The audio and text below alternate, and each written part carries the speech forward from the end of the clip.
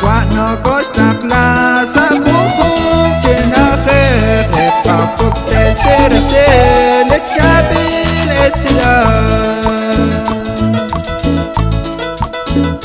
lisa deg li Jesus dos peres con elik na piche na tushmek aktuam na tigla quelle atam ta sat sael makachik na okwe ho akwe le katua makachik le sael lisa deg li Jesus dos peres con elik na piche na tushmek aktuam na tigla karak li katua asat lestael ocho berte khonele sachram le qaqwa nisaqek li Jesus tosh peres khonele napliche natushmek aktuam natikla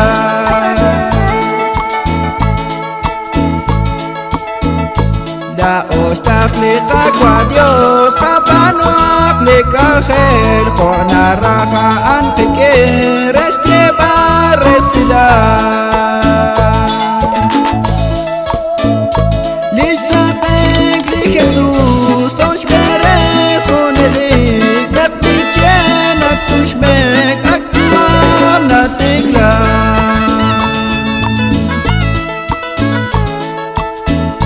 retratau kasailan uspo hoy bene ta teresta kachuam hoka khel chirudio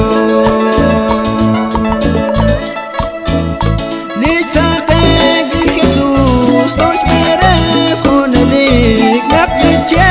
natushmek aktuam natikla Chirush kepe at akwalik karuna kakwa Chika ashte si kokok restik balak akhir Lisa beg li Jesus tosh peres khonelik napliche natushmek aktuam natikla Chika kam talak watin chokrem likomo Chikho kante kwaf tuam akwiki honele